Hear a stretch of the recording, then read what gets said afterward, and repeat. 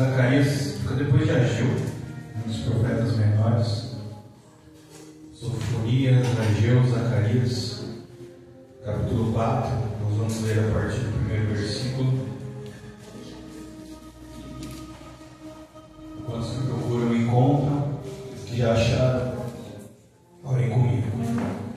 Senhor, obrigado por essa noite. Eu já me sinto fortalecido e abençoado pela oração feita antes dessa. Mas eu ainda peço ao Senhor que fale conosco, não aquilo que nós queremos ouvir, mas sim aquilo que nós precisamos escutar. Que o Senhor fale de forma clara, concisa e poderosa, que o Senhor ensine, exorte e edifique. Que nós não saímos daqui como chegamos, que saímos diferentes. Amém. Zacarias 4:1, que diz: E o anjo que falava comigo veio novamente e despertou-me, como a um homem que é despertado do seu sono, e disse-me: O que vês? E eu disse: Eu olhei, e eis que vejo um castiçal todo de ouro, com um vaso no seu topo, e com 7 lâmpadas sobre ele, e 7 canudos para as 7 lâmpadas que estão no seu topo, e 2 oliveiras junto a ele, uma do lado direito do vaso e outra do lado esquerdo. Então respondi, dizendo ao anjo que falava comigo: O que é isto, meu senhor? Então o anjo que falava comigo respondeu e disse-me: Não sabes o que é isto? E eu disse: Não, meu senhor. Então ele respondeu e falou-me, dizendo: Esta é a palavra do Senhor a Zorobabel, dizendo: Não por força, nem por poder, mas pelo meu Espírito, diz o Senhor dos Exércitos. Quem és tu, ó grande monte? Diante de Zorobabel te tornarás uma planície, e ele trará a pedra angular, com brados e clamores. Graça, graça a ela. Amém? Glória a Deus. Então, somente até aqui. Irmãos, o profeta Zacarias, ele profetizou na mesma época que o profeta Ageu. Nós vamos observar, porque o mesmo líder, o mesmo governador de Israel é Zorobabel. Zorobabel, ele é da descendência dos reis de Israel, da descendência de Davi. Zorobabel não vai ser chamado de rei, porque, muito embora o povo fora liberado para voltar para a terra de Israel, para a reconstrução da cidade, do país, ainda aquele povo se tornou uma província do rei, né, que liberou Israel da Babilônia, do cativeiro. E mesmo sendo governador, Zorobabel não vai ser chamado de rei, mas sim de governador, sendo impostado por aquele rei que assim fez a libertação do povo. Não totalmente, mas o povo pôde voltar à terra para reconstruir o país e reconstruir o templo do Senhor. Nós vimos isso no livro de Ageu. E na mesma época Deus levanta esse profeta chamado Zacarias. Só que mesmo sendo a mesma época, o momento é diferente. Porque em Ageu, Deus instrui o povo a começar a obra da reconstrução do templo, uma vez que eles estão voltando do cativeiro. E nós entendemos em Ageu que o povo começa essa obra, e assim que eles lançam os alicerces, aquilo que para eles era miséria, tristeza, angústia, perspectiva de algo bom, expectativa de chegar na sua terra de volta, plantar e colher, aquela expectativa frustrada que é o resultado de não priorizar o templo, a casa, as coisas de Deus, ela é revertida por causa da obediência.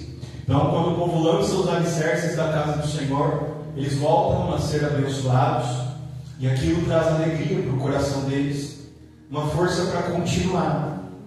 Só que no momento seguinte, e aí nós já entramos no tempo de Zacarias, que é o momento logo depois do do começo da reconstrução, nós vamos ter o meio do caminho, aonde nós vamos observar que o povo começou a obra, começou a reconstrução do templo, porque Deus quer reconstruir o país, mas o ponto de partida que o Senhor define é o templo. Então começa a reconstruir o templo, Deus estende a mão, abençoa, e o templo é o ponto de partida, porque o resto da reconstrução, o restante da reconstrução, ele vai vir a partir do começo da reconstrução do templo. Então Deus, de uma forma muito ordenada, dá essa instrução para o povo. Nós vamos observar na palavra do Senhor, na Bíblia, que Deus, ele é extremamente organizado. Quando o Senhor fala para Moisés, o povo vai sair de dentro do Egito, ele nomeia Moisés como líder, ele nomeia Arão como o sumo sacerdote, e ele fala como que ele quer que o povo saia, o que ele quer que o povo faça, a forma como o povo deve se comportar, a forma como o povo tem que se vestir, qual vai ser a alimentação daquelas pessoas, qual vai ser o comportamento deles nas mais diversas situações. Então veja que Deus dá muitas instruções, fazendo com que o plano seja extremamente organizado. E não é diferente quando o povo vai retornar para a terra que eles perderam.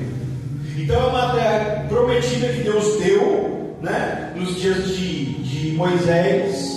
Aquele povo entrou na terra junto com Josué, e aquela terra que eles conquistaram, que Deus deu para eles, o que aconteceu? Por causa da desobediência, por causa de esquecer os mandamentos, por causa de deixar de ser organizado como Deus assim ordenou que eles fossem, o que aconteceu? Qual foi o resultado?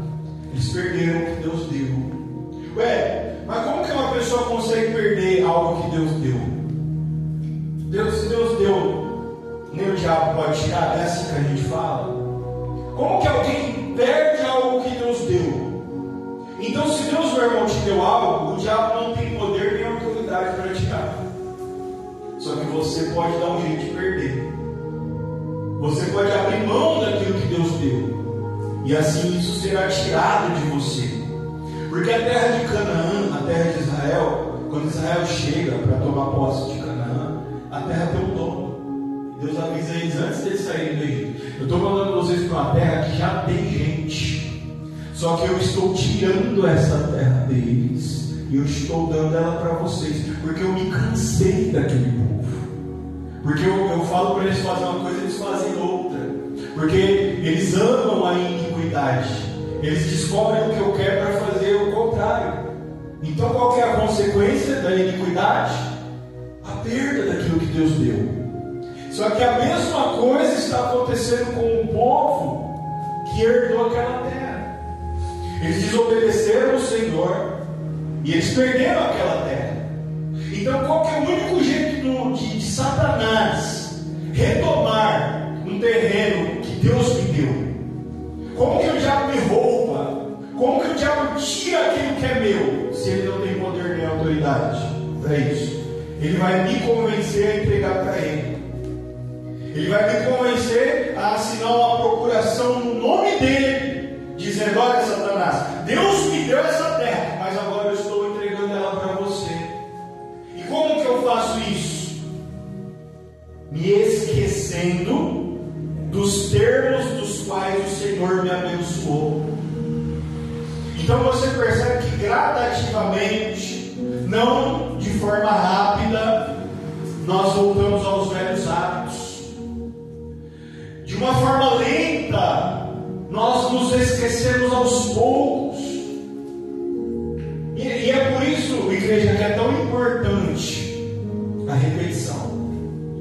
Por mais que seja enfadonho, por mais que seja chato, por mais que muitas vezes não faça sentido, nós precisamos de uma forma repetitiva estarmos em ambientes, nos colocarmos em situações que nos obriguem a nos lembrar daquilo que o Senhor ordenou para cada um de nós. Porque nós lemos a palavra do Senhor e nós vemos a ordenança de Deus a um povo, a um grupo de pessoas. Mas essa relação que Deus tinha com esse povo, ela se resume, ela é um mapa, ela é algo que é um exemplo da nossa relação pessoal com Deus.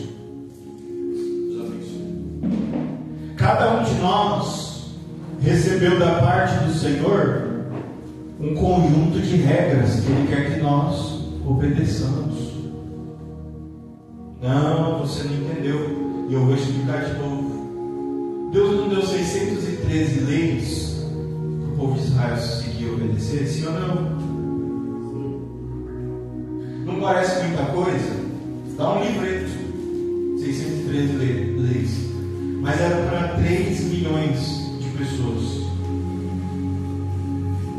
Só que Deus trata, da mesma forma que Ele trata o grupo, Ele trata cada um de nós.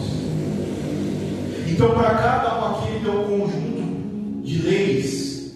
Talvez Ele deu 2, talvez Ele deu 3. Lembra que Jesus resumiu os mandamentos? Alguém lembra disso?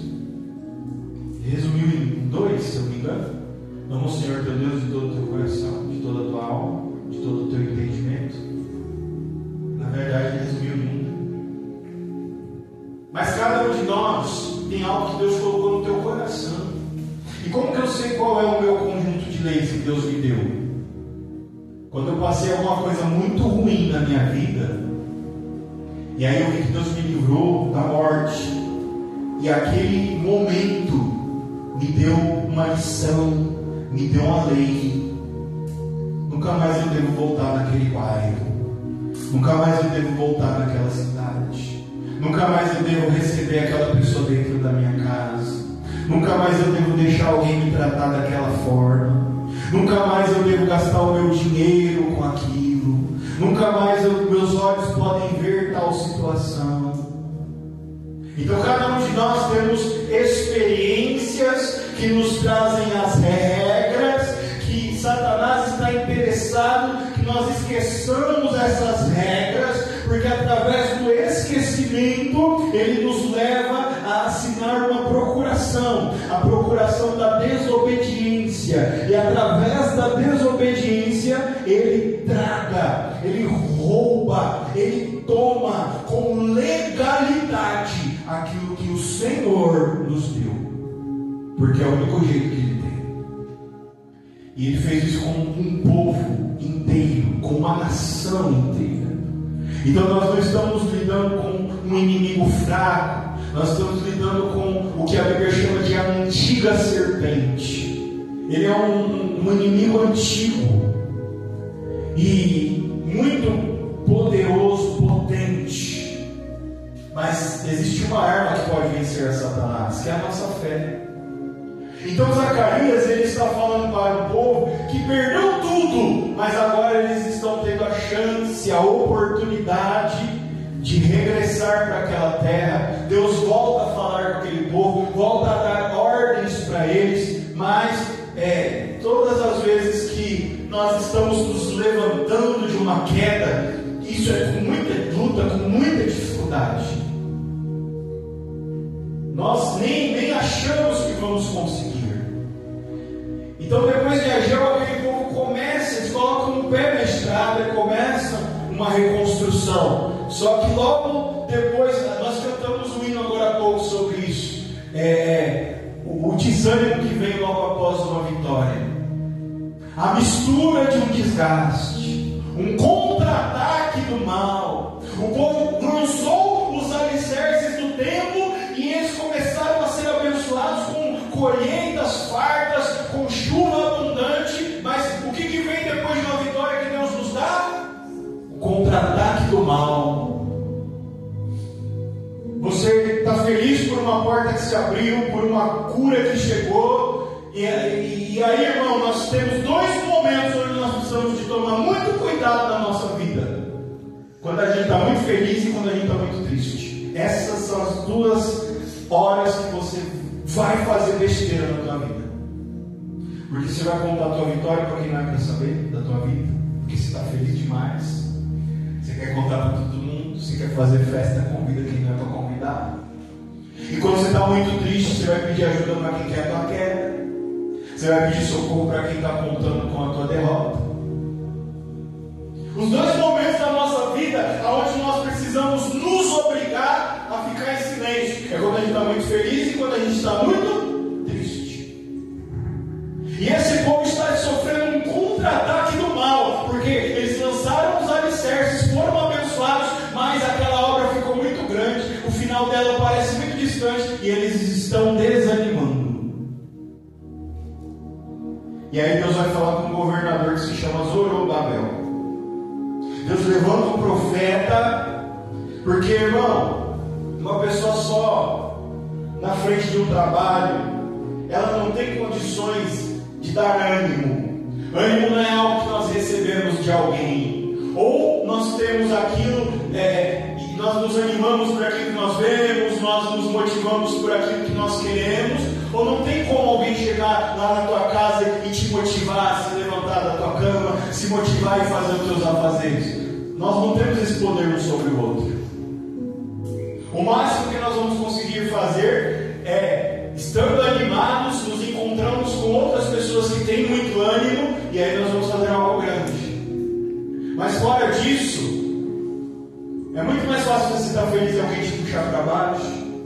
É muito mais fácil você estar animado e alguém te desanimar, seja com a palavra, seja com uma atitude. Então você imagina um governador da qual Deus levantou, que Deus, através do profeta Ageu, falou com ele, e ele estava na frente daquele trabalho, e as coisas começaram a dar certo, mas daqui a pouco o povo desanima, e não tem o que aquele homem faça para levantar o ânimo daquele povo. Então ele também está desanimado.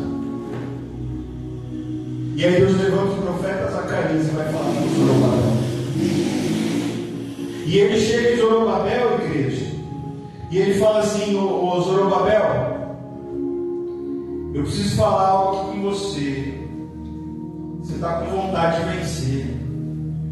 Você já sentiu o gosto da vitória, mas o teu pé não alcança até onde a vitória está. Você está vendo a distância entre você e a vitória, e você já percebeu que você não tem condições de chegar nela. Meu irmão, coisa triste na Bíblia é quando alguém vê a bênção, mas não tem condições para chegar nela. Coisa triste na nossa vida é quando nós olhamos para ela e dizemos: nossa, podia ter sido melhor. Porque se lá atrás eu tivesse feito de tal jeito, agora eu não estaria aqui, eu estaria lá. E a gente vê alguém no lugar onde era para a gente estar.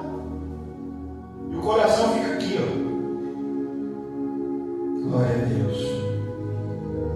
A palavra fala sobre um rapaz que ficou 38 anos sentado na beira de um tanque, vendo todo mundo pulando na água e saindo curado.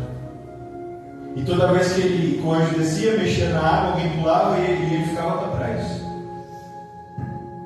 Aí o dia que Jesus chega e pergunta: você quer andar? Aí ele fala: não, toda vez que é a minha vez alguém pula no meu lugar. Jesus pergunta de novo: você quer andar? Não, faz 38 anos que eu estou aqui. Aí Jesus não desiste dele, pergunta a terceira: você quer andar? Ele fala: eu quero.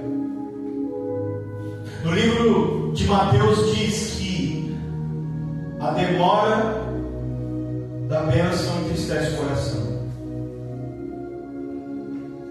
Glória a Deus.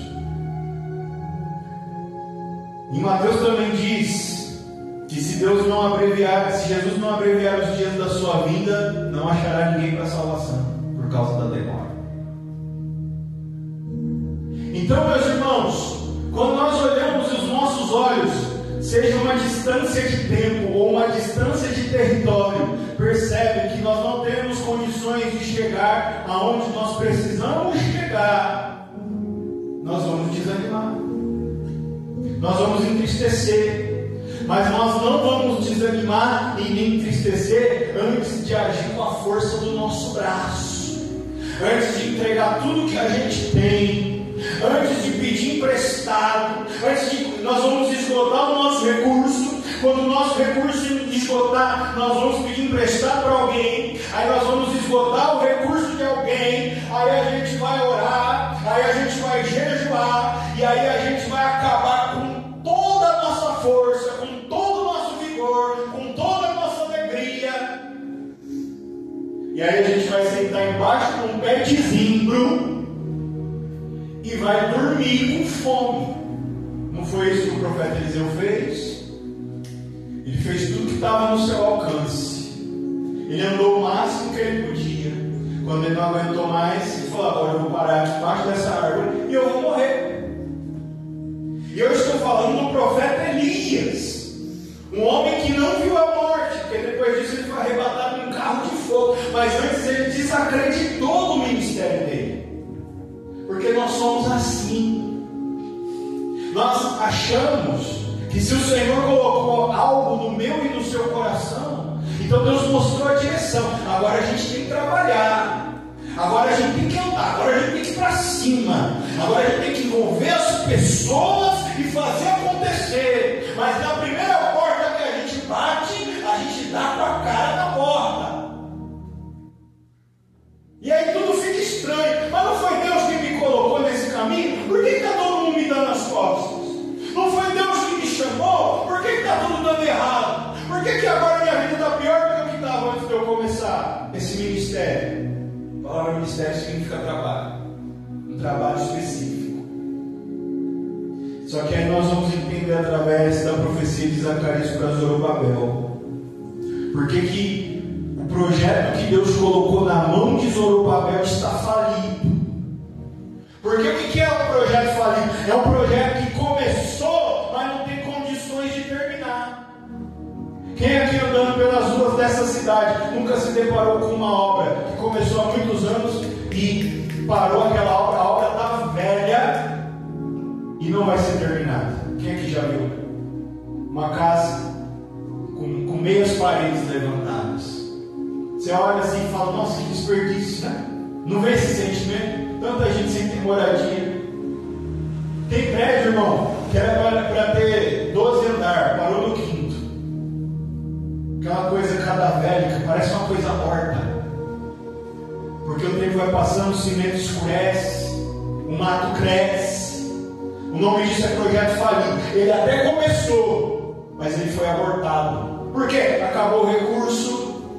Não, o alvará que era para ter saído, a prefeitura não liberou. Alguém burlou alguma lei ambiental, a obra foi embargada. Tem obra que fica tão velha que não dá nem para aproveitar. Você tem que derrubar aquilo e começar de novo, de tanto tempo que passa. Mas o que é? Por que o projeto de Deus na mão de Zorobabel está falido? E aí Deus vai falar com Zorobabel, porque o projeto é dele. Zorobabel, você está triste, mas você está triste por causa de algo que é meu. E aí, por que Deus vai falar com Zorobabel? Porque às vezes, meu irmão, aliás sempre, a gente não tem como chegar em Deus por causa do pecado, porque o mundo jaz no maligno.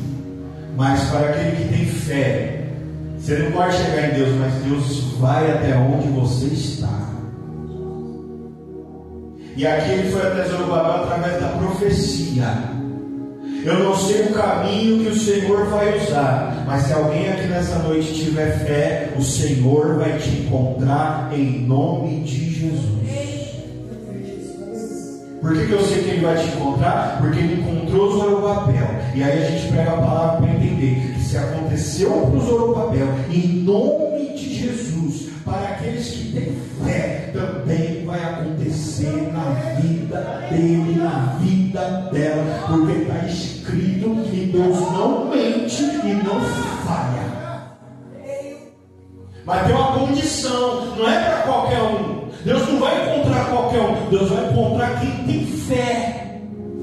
E qual que é a fé? Poxa, Deus me colocou nesse caminho, Deus me deu esse sonho no meu coração, eu comecei o projeto de Deus, eu lancei os alicerces da casa de Deus, e agora meu projeto está falando: meu Deus, me mostra onde eu errei, porque não tem como o Senhor ter errado. Essa é a fé. Porque quem não tem fé, cadê Deus? Cadê Deus que me colocou nesse embaraço e agora eu estou sendo envergonhado e confundido? Deus me colocou nessa enrascada. Deus me cercou de incompetente, de gente que não compreende o ministério dele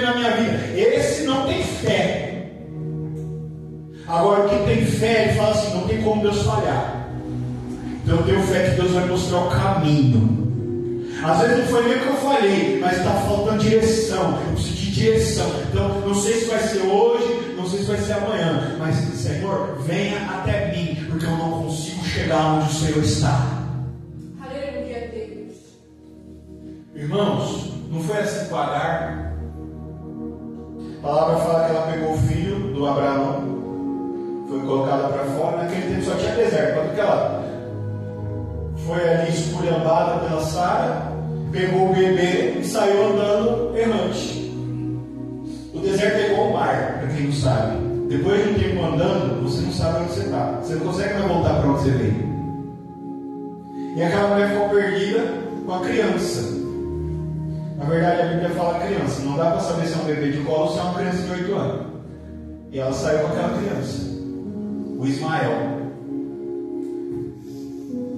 O calor estava tão forte, e as pernas do menino, de Ismael, ficou pesada.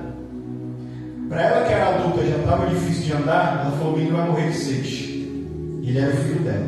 Ela deixou ele aqui e falou: eu não quero ver ele morrer. Deixou ele no canto, andou a distância de um tiro de flecha, sentou no chão e chorou.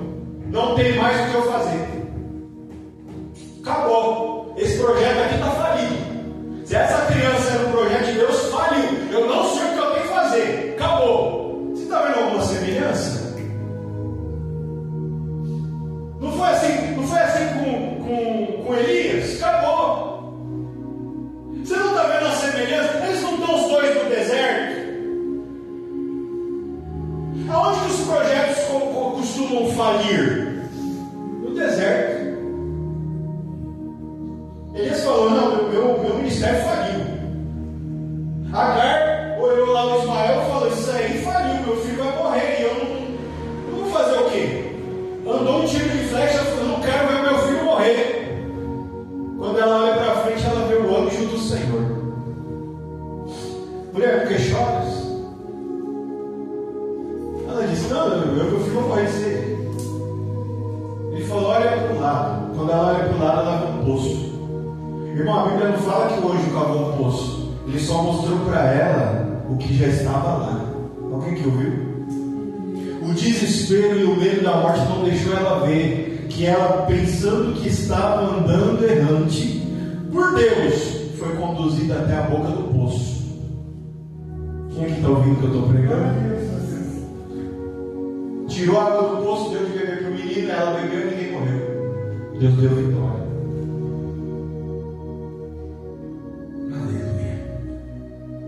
Então, olha como nós vamos cair na armadilha de tentar com a força do nosso braço.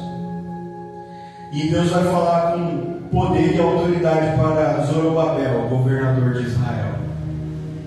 Zorobabel, nem por força, nem por violência, mas pelo meu Espírito, diz o Senhor dos Exércitos. Para de tentar com o teu braço.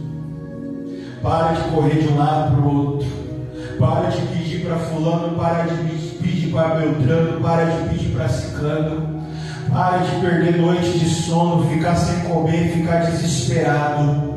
Aquilo que o Senhor colocou no teu coração não vem do homem, não vem da mulher, não vem do governo, não vem de ninguém. Agora o crente, o portador da fé, ele vai parar onde ele está e pela fé ele vai dizer: Senhor, eu estou esperando a tua ordem, eu estou esperando a tua direção. Enquanto ela não vem, eu não me movo, mas eu tenho certeza que ela virá em nome do Senhor Jesus.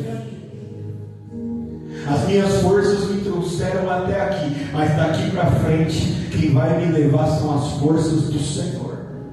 O que te trouxe até aqui, minha irmã e meu irmão, não é o que vai te levar daqui para frente. O que te trouxe até aqui te serviu até aqui, mas daqui para frente é com Deus.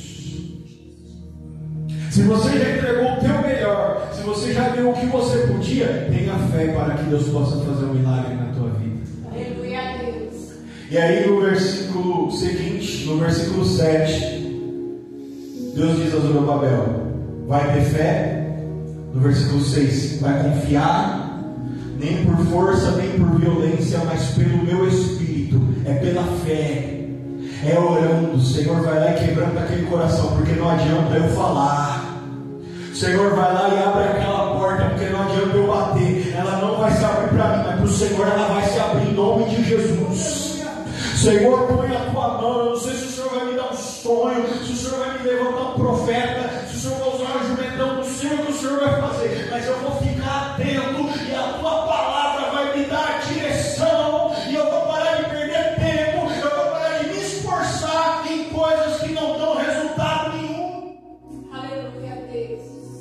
Essa é a fé do povo de Deus. O ímpio, ele vai ficar dando murro em ponta de faca e vai ficar bravo com você. Você não vai fazer nada, você não vai se mexer. Aí o crente sem fé vai falar: é mesmo, né? Vamos correr para um lado, vamos fazer alguma coisa. Mas o que tem fé vai parar e vai falar assim: ó, eu não movo um músculo enquanto Deus não me der a direção. A direção vem do Senhor, que fez o céu e fez a terra. Ele não dorme, ele não descansa. A minha fé está nele. Santo Deus. E aí, meu irmão, o desespero vai embora. Está todo mundo correndo e eu vou ficar parado em nome de Jesus. Porque se essa é a vontade dele, o silêncio de Deus me para, mas a voz de Deus me move. E aí Deus fala para Zorobabel: vai me obedecer. Aí vem o versículo 7. Então, quando me obedecer, Zorobabel, olha o que vai acontecer. Quem és tu, ó grande monte? Diante de Zorobabel te tornarás uma planície, e ele trará a pedra angular com brados e clamores de graça, graça a ela.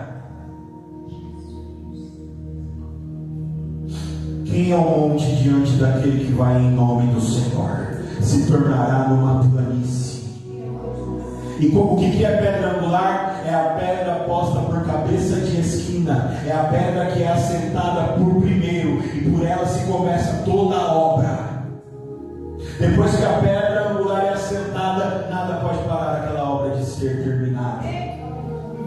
Por isso que Jesus é chamado de a pedra angular. A pedra que os construtores rejeitaram veio ser a principal, posta por cabeça de esquina. Esse é Jesus, o Rei dos Reis. E nessa noite, o que eu tenho a pregar para você é: nem por força, nem por violência.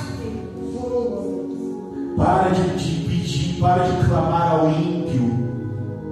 Para de pedir a pessoas que são alheias ao teu ministério, ao teu propósito. Para de confiar na força do braço do homem e da mulher. Coloca os teus joelhos no chão, coloca a tua vida no altar e confia. Porque quando o Senhor tiver tudo de você, você vai ter tudo dele. Em nome de Jesus. Assim eu agradeço a oportunidade. As palmas são para Deus.